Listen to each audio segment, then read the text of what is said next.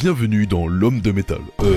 La phrase sonnait bizarre. Bienvenue dans le film L'Homme de Métal, ou Iron Man pour les bilingues. Et regardez, dès le début, j'ai un truc pour vous. Ce n'est pas l'armure qui fait les héros, mais l'homme qui est à l'intérieur. Honnêtement, c'est la phrase la plus conne que j'ai entendue de toute ma vie. Vous vous doutez bien que sans l'armure, c'est plus Iron Man, c'est juste man.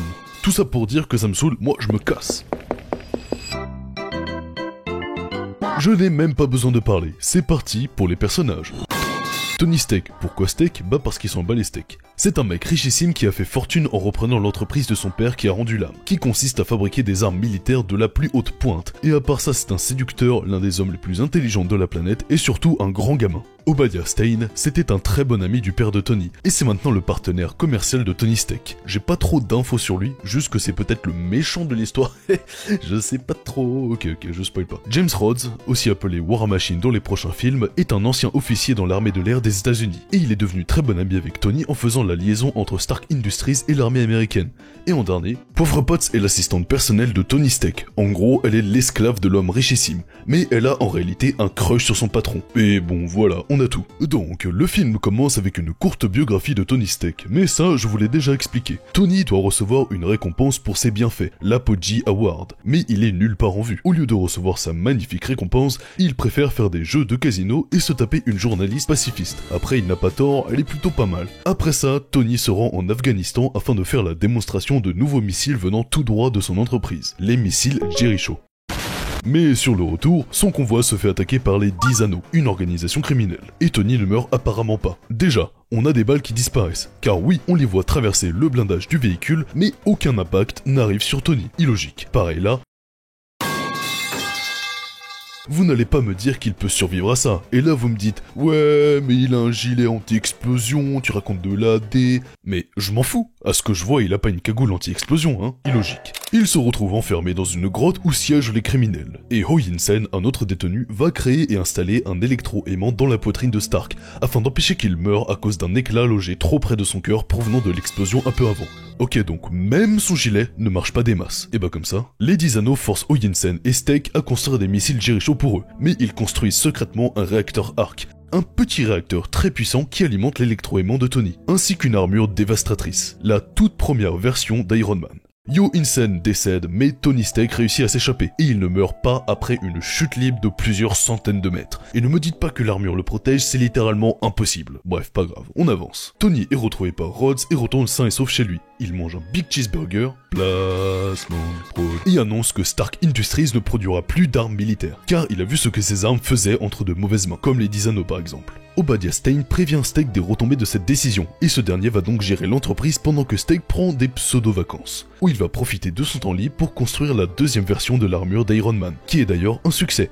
Regardez-moi ce golem, bah il fait tomber sa glace le Windows. Oh le fils de p***. Tony Steak réussit à voler, du moins sans trop de problèmes, à part bien évidemment manquer de mourir de chute à cause du givre en très haute altitude, mais bon, ça c'est un détail.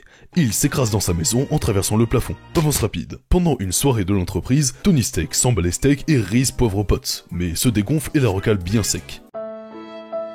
Et dans la même soirée, il apprend que les 10 Anneaux ont obtenu de l'entreprise Stark des missiles Jericho, et il les utilise pour s'attaquer au village natal de Ho Yinsen. Il se rend compte que Obadiah Stane cherche à remplacer Steak à la tête de l'entreprise, et c'est pour ça qu'il a fourni des missiles aux 10 Anneaux. Fou de rage, Tony Stark, ou plutôt Iron Man, retourne en Afghanistan afin de défendre les citoyens attaqués par les 10 Anneaux. Et bon bah, je pense que je n'ai pas besoin de vous expliquer pourquoi ce film est aussi badass.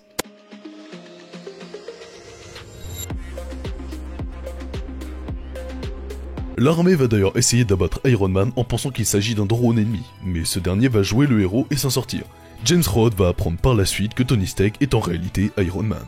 Du côté d'Obadiah Stane, il va découvrir la première version d'Iron Man grâce aux 10 Anneaux qu'il avait découvertes dans le désert où Tony Steak s'était écrasé. Il va donc commencer à créer sa propre armure, le Ironmonger. Et Miss Poire va découvrir que Obadiah avait en réalité payé les 10 Anneaux pour tuer Tony Steak, afin d'être bien évidemment à la tête de l'entreprise. Avance rapide. Les ingénieurs d'Obadiah Stane ne peuvent pas terminer l'armure car il manque un dernier composant, le réacteur arc miniaturisé. Ne pouvant pas le fabriquer eux-mêmes, Obadiah va voler celui de Tony et le laisser pour mort dans son salon. D'ailleurs, encore une fois, la fameuse magie du film où Tony ne voit pas Obadiah arriver alors qu'il a le champ de vision libre sur tout le salon.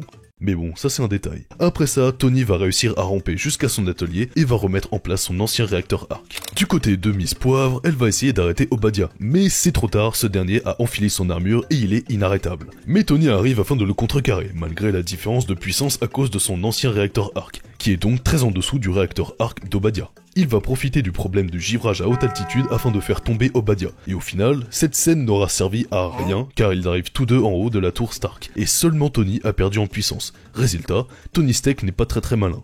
En bas de la tour Stark, Miss Poivre va surcharger le réacteur de la tour et ce dernier va alors surchauffer et relâcher toute son énergie dans les airs. Obadiah va se prendre cette électrocution en plein fouet. Et je ne veux pas faire le rabat-joie, mais là, il n'avait aucune raison d'ouvrir son armure. Il aurait pu rester bien protégé dedans. Je ne comprends pas pourquoi les méchants dans les films sont tous cons. Du coup voilà, bien sûr que tu te prends le sort de fou niveau 13 dans la bouche. Mais par contre, bien évidemment, le héros se prend quasiment la même chose, mais n'a rien du tout. Aucune séquelle. Avance rapide. Obadiah étant mort, Tony va de nouveau être à la tête de l'entreprise Stark. Pendant une conférence de presse, retenez bien ça. Non, monsieur Stark a préparé une déclaration, mais il ne répondra à aucune question. Excusez-moi, monsieur Stark, mais espérez-vous vraiment nous faire... Qu'est-ce qu'on vient de dire? Faut écouter un jour. Pas de questions, c'est pas de questions. C'est pas compliqué quand même. Bon bref, du coup... Je suis Iron Man. Putain, ça c'est de l'action. Et en dernière scène, on voit Nick Fury, le directeur du SHIELD, une organisation s'opposant aux criminels du monde entier, et ce dernier va parler à Tony Stark du projet Avenger. Et pour beaucoup d'entre vous, vous savez de quoi il s'agit. Bref, tout ça pour dire, ce film obtient 9 missiles sol-sol sur 10 lingots de métal.